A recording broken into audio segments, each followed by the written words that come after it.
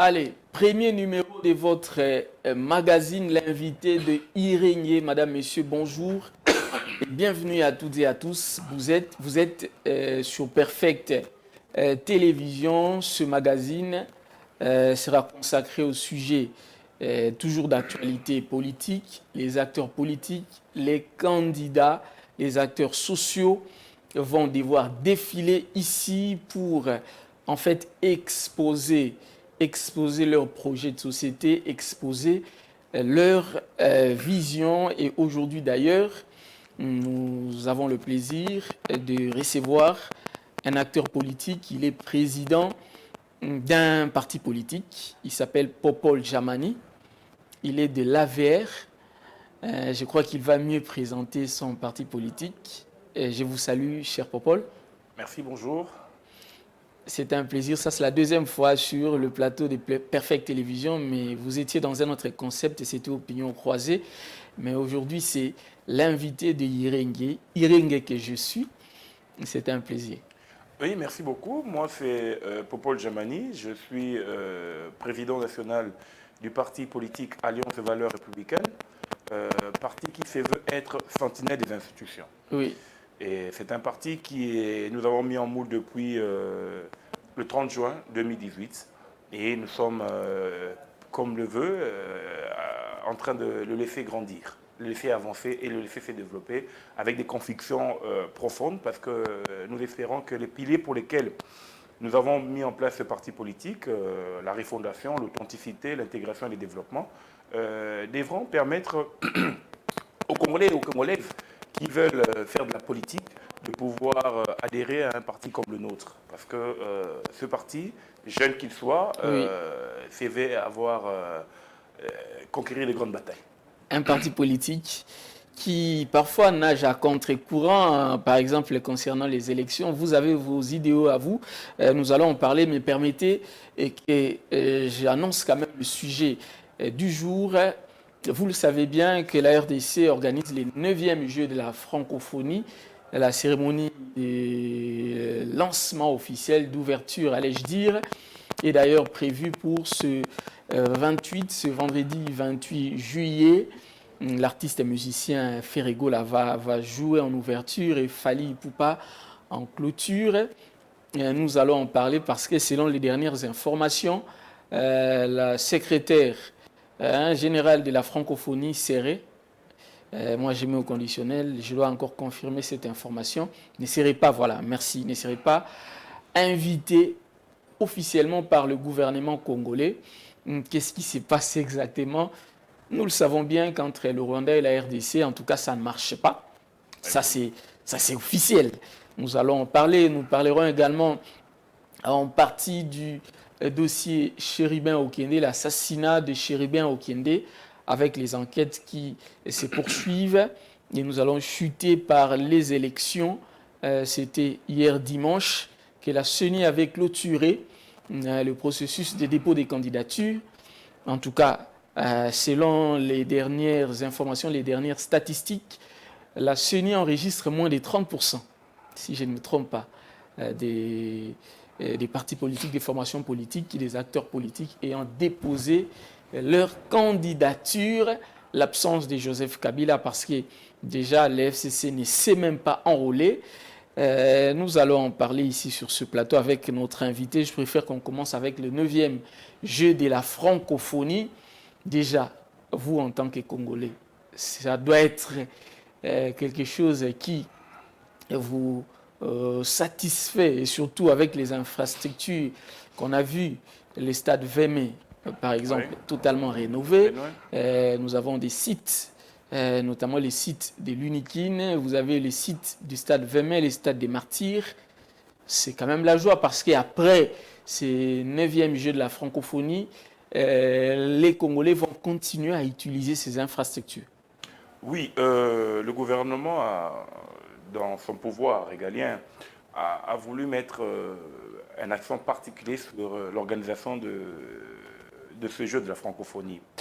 Mais simplement, là où nous, en tant que sentinelles d'institutions, nous pensons que le gouvernement n'a pas communiqué assez ou bien le gouvernement n'a pas voulu donner à des opérateurs, des experts en communication, l'organisation communicationnelle de cet événement. Vous conviendrez avec moi qu'actuellement, il y a une catégorie des jeunes qui font de la bonne musique. Mais lorsque je ne critique pas Oui.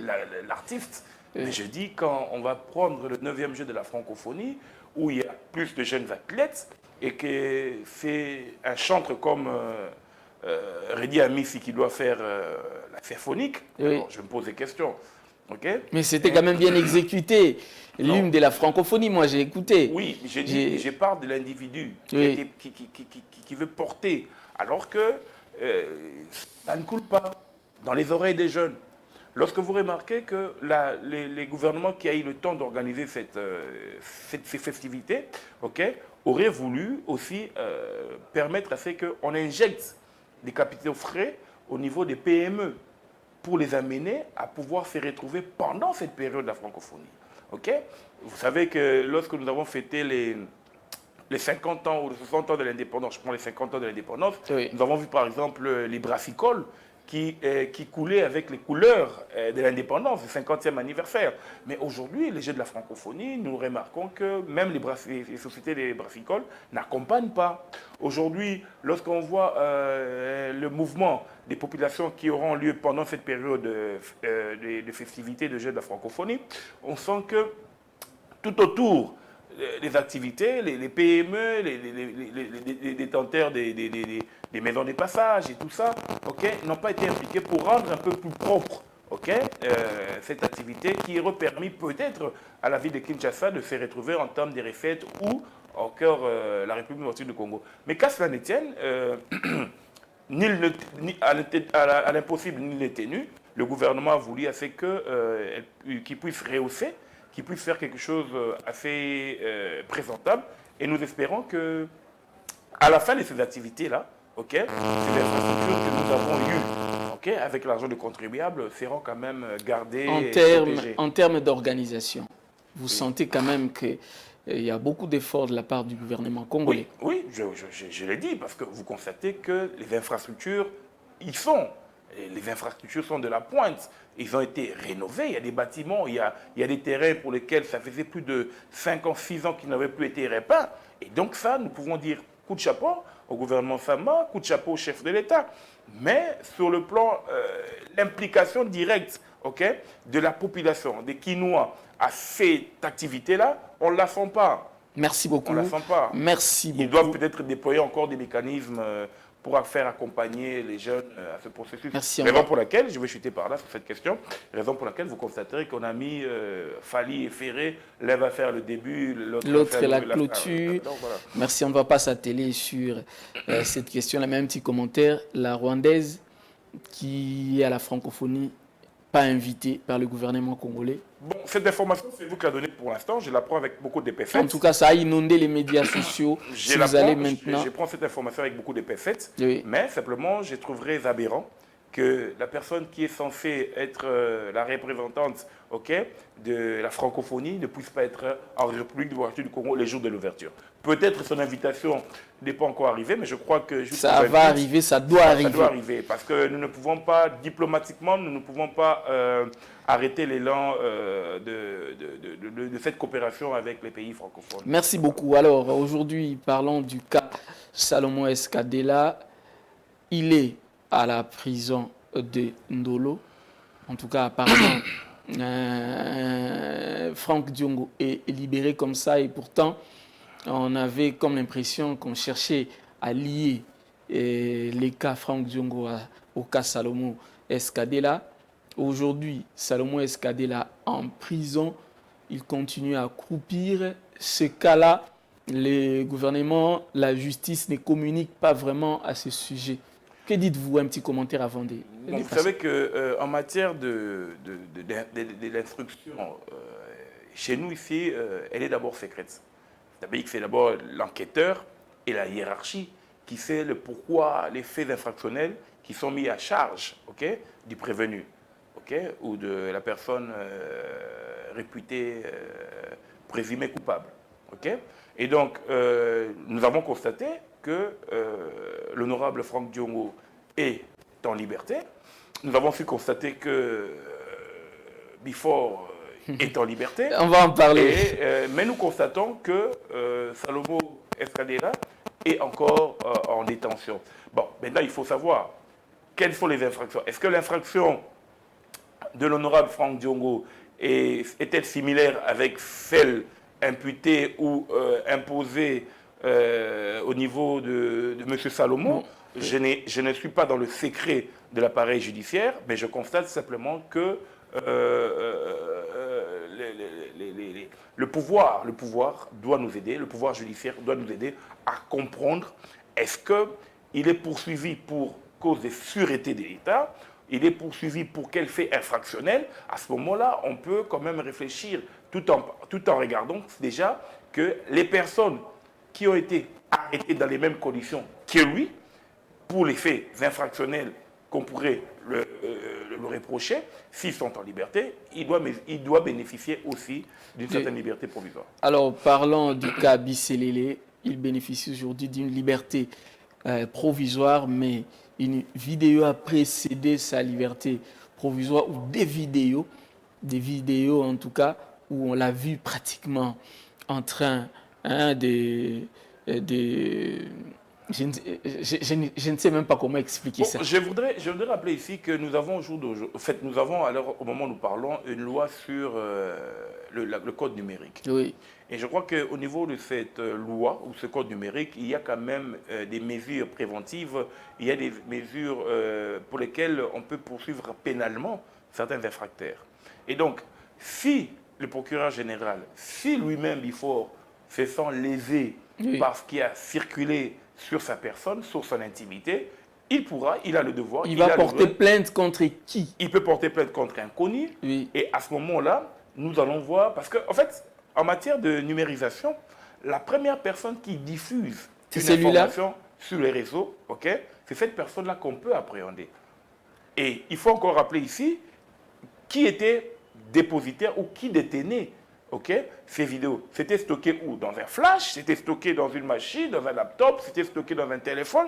Parce qu'à ce moment-là, on doit retrouver la source de provenance de l'émetteur. Oui. Parce que si on trouve d'où on a émis l'information, on peut comprendre, on peut poursuivre ces personnes-là au regard de la loi et au regard même du code pénal. Parce que je rappelle ici qu'il y a une disposition, si je ne m'abuse, 196, de la loi portant révisée sur les pétentiques, oui.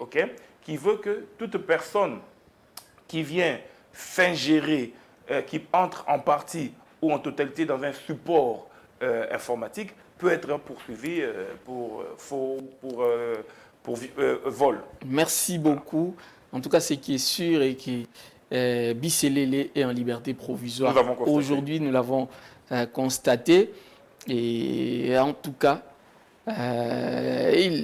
son intimité a été mise à la place publique. C'est quelque chose que nous regrettons parce que nous avons tous certainement nos côtés obscurs, mettre nos faiblesses comme ça à la place publique, parce que je ne pense pas que c'était lui qui l'a fait, certainement quelqu'un avec intention de nuire.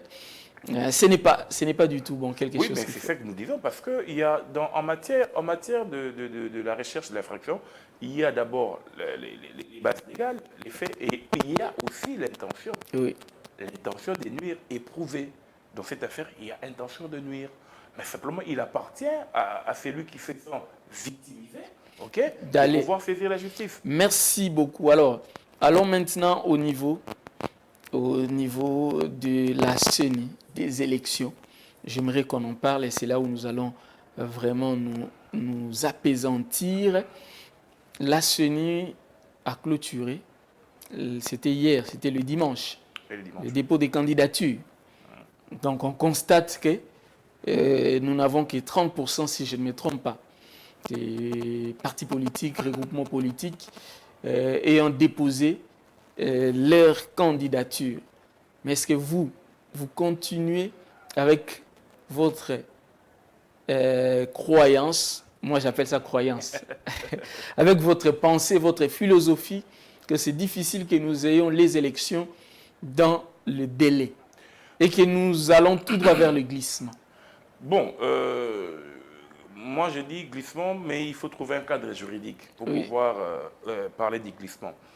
Écoutez, je l'ai dit ici, et je l'ai dit aussi ailleurs, que pour le parti politique Alliance des valeurs républicaines, sentinelle des institutions, il n'y aura pas élection en 2023. Il n'y aura pas élection, malgré tout ce que nous sommes en train de faire maintenant. Vous savez, ceux qui dirigent aujourd'hui, actuellement, la CENI, cette CENI, ils ne sont pas les premières personnes à diriger la CENI. Il y a eu Corneille Nangaa, il y a eu Malou Malou, Feu Malou Malou, il y a eu le pasteur Ngoï Mulunda, oui. Et parmi les 3 personnes que je viens de citer, 2 personnes, 2 ont su nous amener dans ces glissements. L'un, Feu Malou Malou, mais qui était constitutionnel. L'autre, Corneille Nangaa, n'était pas constitutionnel.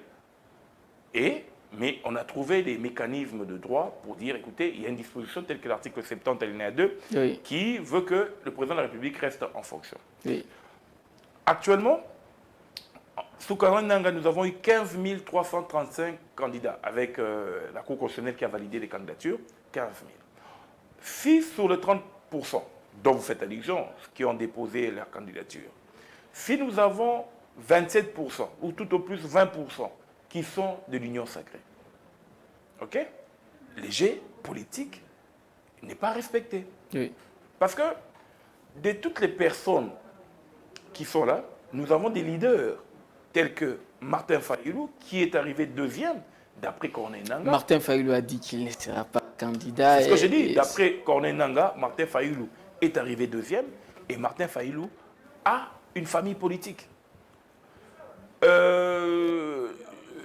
Emmanuel Chadari, le secrétaire général du PPRD, est arrivé 3e. Il a une famille politique.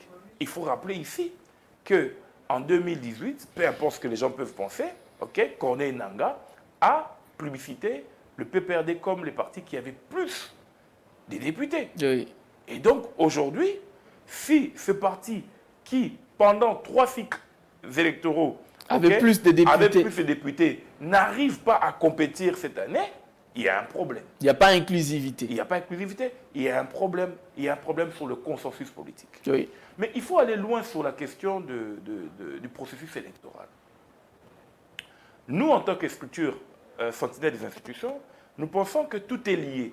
Comment ça? Parce que l'unique structure après la CENI qui est dans l'obligation de gérer la validation des candidatures, qui est dans l'obligation de gérer la validation des déclarations des candidats ayant obtenu le suffrage nécessaire, cette institution s'appelle la Cour constitutionnelle. La Cour qui pose des problèmes aujourd'hui. Et cette Cour constitutionnelle peut ou risque d'être mise en déroute si le président Denis Kadima ne prend pas soin d'écouter les autres partenaires politiques. Expliquez un peu ça. Mise en déroute, comment exactement? Je le dis. Écoutez, la Cour constitutionnelle ou les membres de la Cour constitutionnelle ont un mandat de 9 ans, une fois renouvelable. Tous les membres. Cela veut dire que tu viennes après 3 ans, que tu viennes après 6 ans, ok? Au terme de la 9e année de votre mandat, tous, vous devez partir. Vous devez partir. Et si on glisse? La Cour constitutionnelle ne peut pas glisser. Non, j'ai dit si pendant les élections nous glissons. Non, et pour les élections nous pouvons glisser, il n'y a pas de souci, mais pas la Cour constitutionnelle. C'est ce que j'ai dit. Si nous glissons, on suppose que la Cour constitutionnelle aussi risque d'aller dans l'illégalité. D'ailleurs, je préférerais que nous, acteurs politiques, que les institutions, à part la Cour constitutionnelle, okay, nous puissions glisser, parce qu'il faut rappeler qu'en 2015, le Sénat n'était pas renouvelé. L'Assemblée nationale était renouvelée. Oui. Donc, on peut glisser, mais on doit protéger, okay, la dernière barrière. La Cour constitutionnelle. C'est qui est la Cour constitutionnelle. Si nous ne respectons pas, si nous ne protégeons pas, nous, acteurs politiques, nous ne protégeons pas la Cour constitutionnelle, nous aurons fait les jeux politiques au niveau de la Cour constitutionnelle. Mais est-ce que... Vous êtes d'accord avec moi aujourd'hui? Oui. La Cour constitutionnelle fait l'objet, okay, d'une réprimande inutiles parce qu'il y a eu un courrier qu'elle aurait dû envoyer à temps, mais qu'elle a envoyé en retard et qui a causé mort d'homme. Exactement. Vous êtes d'accord avec moi qu'aujourd'hui, on estime que la Cour constitutionnelle s'acharne sur un candidat président de la République. Matata Pogno. Parce que les législateurs, lui, en temps utile, n'a pas pu modifier la Constitution. Exactement. Parce que si vous constatez qu'aujourd'hui, tous les yeux sont braqués au niveau de la Cour constitutionnelle, et moi j'estime qu'il faut sauver les meubles. Aujourd'hui, la Cour constitutionnelle a rendu, fait hier, avait rendu un arrêt qui a mis les pays en mal.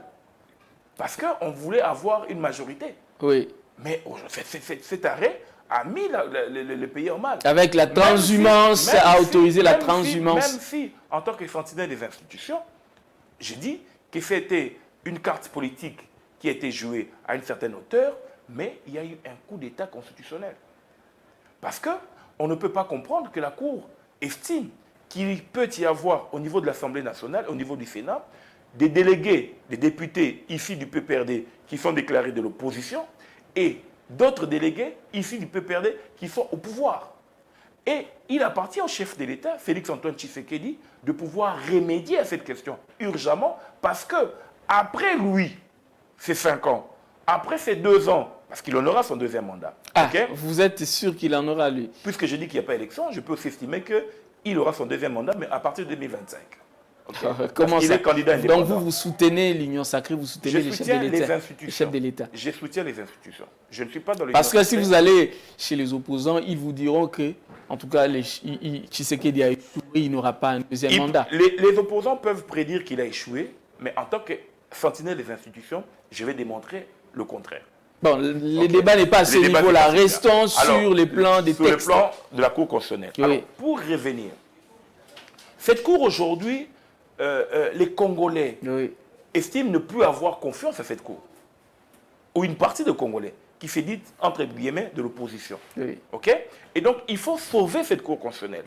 Et si Joseph Kabila, sénateur à vie, a déclaré, parce que je tiens à informer ici que le chef de l'État, Félix-Antoine Tshisekedi, et Joseph Kabila ont eu à communiquer. Oh. Mais comment vous ne pouvez pas savoir ça? Vous êtes un journaliste. Non, non, mais officiellement, moi, je ne le sais pas. Mais quand Joseph Kabila dit que s'il y a une séparation, ce n'est pas au niveau des postes ministériels, mais c'est parce qu'il estime qu'il y a eu un coup d'État constitutionnel. Et lorsque Félix-Antoine Tshisekedi dit la seule chose qu'il regrette, c'est la séparation de FCC. Là, vous êtes dans là, vous interprétez, vous. J'ai dit qu'ils ont communiqué. Je suis analyste politique. J'ai dit qu'il y a une communication. Exact. Et de cette communication, il faut remédier au problème. Oui. Donc, l'un présente la source de la cause, et l'autre, la source du problème, c'est la Cour constitutionnelle. L'autre dit, non, non, ce sont tes partenaires avec qui j'étais qui n'ont pas respecté. Maintenant, il faut avoir un juste milieu. Est-ce qu'il faut prendre de l'eau, mettre là pour que les gens puissent comprendre ça? Non. Donc, ici, le sénateur Joseph Kabila présente la Cour constitutionnelle qui a été... on a désigné des juges à l'encontre de la procédure. Et nous, en tant que Congolais, nous constatons que la Cour constitutionnelle a donné un arrêt qui viole le principe élémentaire du jeu politique. Oui. Okay? Et nous, en tant que parti politique, on estime qu'il faut réviser la Constitution. Mais à ce jour où Denis Kadima veut être baissé, nous ramener à un processus électoral qui, du reste, va bloquer les juges de la Cour constitutionnelle, parce que je disais tout à l'heure qu'ils ont un mandat de 9 ans. Donc, ils ont prêté serment le 4 avril 2015 et c'est le 3 avril 2024 qu'ils arrivent fin mandat. La disposition de l'article 7 de la loi portant organisation, compétence, fonctionnement de la Cour constitutionnelle veut que un mois avant la fin du mandat, que l'on puisse désigner de nouveaux juges. Et Kadima estime que le 20 février 2024, qui est élection sénatoriale, l'article 112 de la Constitution préconise 15 jours pour installer les membres du bureau provisoire. Et il faut ajouter avec l'article 114 de la Constitution, il faut attendre 15 jours pour que les juges de la Cour constitutionnelle rendent conforme le règlement intérieur. Ce qui adviendrait, que vous aurez 15 plus 15, ça va faire 30 jours. Oui. Et donc, le Sénat n'aura pas un bureau définitif, et puisque le Sénat n'aura pas un bureau définitif, le Sénat ne pourra pas être placé en congrès, et le congrès ne pourra pas désigner les membres de la Cour constitutionnelle. Raison pour laquelle nous disons au président Denis Kadima, modifie le calendrier électoral. Il ne faut pas jouer avec le feu.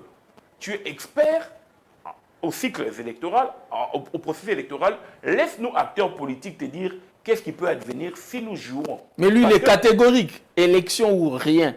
Le train est déjà en marche, c'est lui qui ne monte pas, c'est son problème. C'est ce que le président Denis Kadima estime, de par les fonctions qui lui sont imputées par les lois, la loi organique portant la CENI et la loi électorale. Mais moi, en tant qu'acteur politique, en tant que sentinelle des institutions, je rappelle à Denis Kadima qu'il y a eu un arrêt de principe 089 de 2015 où la Cour constitutionnelle avait enjoint la CENI de prendre des mesures nécessaires pour éviter le blocage du processus électoral. Or, organiser les élections sénatoriales, c'est bloquer le juge de la Cour constitutionnelle. Mais pour organiser les élections sénatoriales, il faut organiser les élections provinciales. Par exemple, il faut que nous ayons les députés provinciaux parce que les sénateurs sont élus au second degré. Raison pour laquelle, oui, vous prenez ça parce que c'est le second degré, mais la validation des députés nationaux. C'est pas la Cour constitutionnelle. Voilà. Ouais. La validation de la déclaration du patrimoine, la validation du Premier ministre ou la déclaration du Premier ministre. Donc il y a beaucoup de problèmes, donc nous risquons...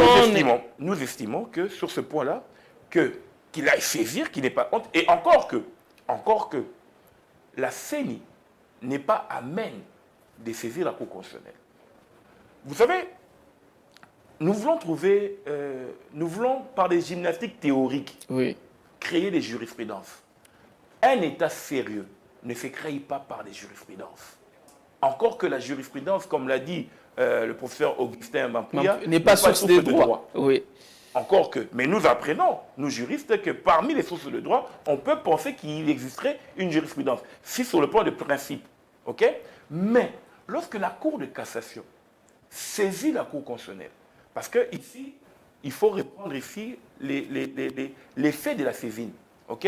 Et que la Cour constitutionnelle sait pertinemment bien que parmi les personnes morales qui doivent me saisir pour des questions d'interprétation, la Cour de cassation n'existe pas. Nous appelons le président de la République à réviser la Constitution. Lorsque la CENI... Réviser pour toucher quelles dispositions exactement? Pas pour toucher les modes de scrutin. Le président de la République en 2019 a dit qu'il faut revenir à des tours. Le président de la République, lorsqu'il a fait son interview sur les problèmes des Congolais, il répondait aux problèmes des Congolais avec le porte-parole de la présidence, a dit qu'il estimait qu'on puisse désigner ou nommer les gouverneurs non originaires des provinces. Déjà, ces deux aspects réconfortent notre position parce que le parti politique AVER, depuis 2020, a saisi les instances politiques institutionnels, mais aussi les partis politiques, comme aussi la communauté internationale, pour dire que nous devons réviser la Constitution. Mais les mandats doivent rester de 5 ans. Je ne parle pas du mandat. Oui, parce que dans les salons politiques, on dit déjà que voilà, les mandats doivent quitter de 5 à 7 ans et il faut changer le mode de scrutin.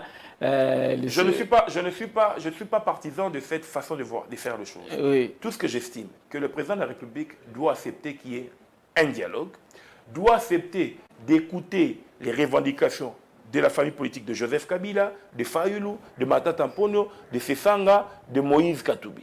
Mais pour nous, qui sommes sentinelles des institutions, qui devront l'accompagner, nous estimons que, au-delà de toutes ces revendications, nous devons réviser la Constitution. Nous ne modifions pas le mandat, nous ne modifions pas, d'ailleurs il est verrouillé avec l'article 220, mais nous allons modifier certaines dispositions pour le moment, pour lesquelles, si je parle c'est nous allons... Parce que nous avons déposé cela depuis 2020 devant le bureau du président du Sénat et de l'Assemblée nationale. Merci beaucoup. Alors on va poursuivre avec ce dossier. Aujourd'hui, vous constatez la présence de Denis Mukwege dans la politique, sur la scène politique. Maintenant, il reçoit, tantôt il est reçu par les acteurs politiques. Il a vu Franck Diongo, il a discuté avec Moïse Katumbi avant qu'il ne prenne son avion pour aller au Katanga. Il a discuté, en tout cas si j'ai bonne mémoire, si je ne me trompe pas, avec le Lubaya et tout, sauf avec Joseph Kabila. Selon les informations, Joseph Kabila aurait refusé. Quelle est votre analyse sur en fait, la présence de Denis Mukwege aujourd'hui sur la scène politique? Nous avons actuellement au Congo 2 nationalistes. L'un qui gère le Congo, il s'appelle Félix Antoine Tshisekedi. L'autre qui a géré le Congo, il s'appelle Joseph Kabila Kabange. Tshisekedi est nationaliste. Tshisekedi est nationaliste. Ne vous en faites pas, il est nationaliste. Comme Joseph Kabila. Si on vous demandait de démontrer Tshisekedi, les degrés de nationalisme de Tshisekedi, vous n'avez qu'à voir son combat sur le front. quel combat sur le front? Vous n'avez qu'à Quel voir front? sur tous les fronts, le front diplomatique. Vous n'avez qu'à voir sa perception de la gestion de la chose publique. Ah, Vous n'avez qu'à voir son élan identitaire pour que le Congo de demain se réveille. Et donc, je disais donc qu'il y a 2 nationalistes que nous avons actuellement. oui. Et Aver lance à l'opinion nationale cet éveil des prises de conscience du nationalisme. Denis Mukwege, le docteur, le prix Nobel, Oui. joue à un jeu très dangereux pour la République démocratique du Congo. Un jeu dangereux, vous dites? Je dis, il joue un jeu très dangereux pour la République démocratique du Congo. Et les nationalistes que nous avons actuellement, Joseph Kabila et Félix-Antoine Tshisekedi, doivent se mettre ensemble pour bloquer les jeux de l'impérialisme. Alors, pour chuter, aujourd'hui, on va revenir sur les cas, en fait, Chéribin Okende, en quelques mots. Parce qu'on doit désannoncer l'émission. Cette émission, elle est courte mais très précise. Merci beaucoup, il n'y a pas de problème. Alors, les déclarations, les sorties médiatiques du procureur général près la Cour de cassation. Vous êtes juriste et je sais, en peu de mots, en quelques mots, comment jugez-vous cela? Parce qu'on a suivi les criminologues réagir pour dire qu'ils ne comprennent pas cette contradiction du procureur général près la Cour de cassation. Pourquoi tant d'agitation du côté du pouvoir en place, du régime Tshisekedi, en quelques mots, et puis on désannonce l'émission. D'abord, je vais faire un parallélisme net. Le pouvoir judiciaire n'est pas le pouvoir du régime Tshisekedi. Non. Il y a une indépendance de la justice. J'ai parlé de la justice et puis j'ai Vous avez parlé parlé du pouvoir, régime. Oui, mais non, il faut faire d'abord le distinguo que le pouvoir judiciaire, ce n'est pas le régime Tshisekedi. Si le PG estime être en droit de donner la véracité des faits, c'est parce que la plus haute institution a été mise en cause. Prenons ça comme ça. Parce que la plus haute institution a été mise en cause, il était de son droit, de démanteler l'information, de contenir les faits pour que la justice puisse faire son travail. Il est aussi vrai que, comme le professeur l'a si bien dit, qu'on ne comprend pas. Mais j'ai dit tout à l'heure qu'il a voulu répondre à une certaine opinion. Parce qu'aujourd'hui, tout le monde pense que la mort de Chéribin Okende a été orchestrée à partir. Est-ce que la justice doit en fait agir en fonction des agitations, en fonction de ce que les gens racontent sur les réseaux sociaux? Il faut gérer les humeurs des Congolais. Il ne faut pas laisser les Congolais en période électorale, en période de jeu de la francophonie, à des périodes d'insécurité, avec déjà les problèmes que nous avons avec les kidnappings et tout ça, rajouter encore que l'institution cour constitutionnelle poserait problème.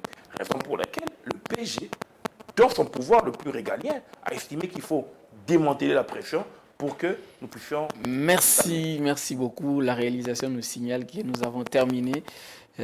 C'était le premier numéro de votre magazine, l'invité de Yérengué. Nous avons eu le plaisir de recevoir pour vous M. Popol Chamani, président de la AVR, merci. Alliance des valeurs républicaines. Cette émission, en tout cas, vous la suivrez en rediffusion demain, mais également sur toutes les plateformes numériques, c'est-à-dire Peter Tiani, RDC Télévision, sur Nyota Télévision, également sur l'ensemble du territoire national. Les extraits, vous pouvez couper. Et merci beaucoup. Je vous retrouve prochainement, peut-être sur le même plateau ou dans un autre contexte avec le même plaisir. Allez, au revoir.